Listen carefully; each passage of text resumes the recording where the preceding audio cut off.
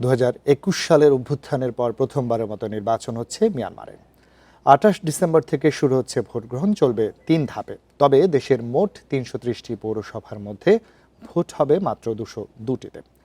সশস্ত্র প্রতিরোধের কারণে সারা দেশে ভোট আয়োজন সম্ভব নয় বলে জানিয়েছেন মিয়ানমারের সেনাপ্রধান।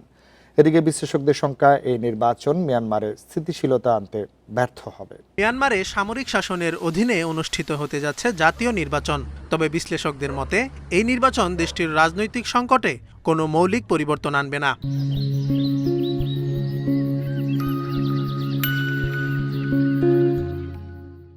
মিয়ানমারের এই নির্বাচনকে সামরিক জান্তার বৈধতা পাওয়ার কৌশল হিসেবে দেখছেন পর্যবেক্ষকরা। তাদের মতে বিরোধী দল ও প্রতিরোধ শক্তিকে বাইরে রেখে করা কোনো নির্বাচনই দেশটিতে স্থিতিশীলতা আনতে পারবে না, বরং এটি চলমান সংকটকে আরও দীর্ঘায়িত করতে পারে।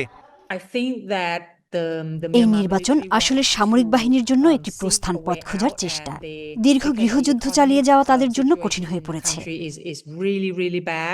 বিশ্লেষকরা বলছেন, অর্থনৈতিক সংকট এবং আন্তর্জাতিক বিচ্ছিন্নতার কারণে জান্তা সরকার এখন একটি তথাকথিত স্বাভাবিকতা দেখাতে চায়।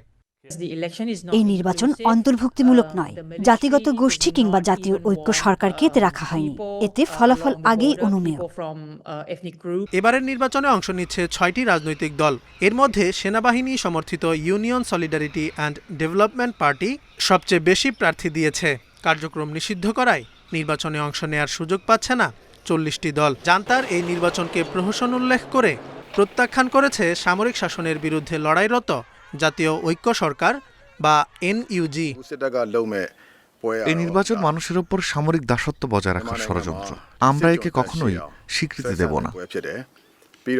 এদিকে জাতিসংঘ, মানবাধিকার সংস্থা ও পশ্চিমা দেশগুলো এই নির্বাচনকে অবাধ ও সুষ্ঠু হবে বলে মনে করছে না।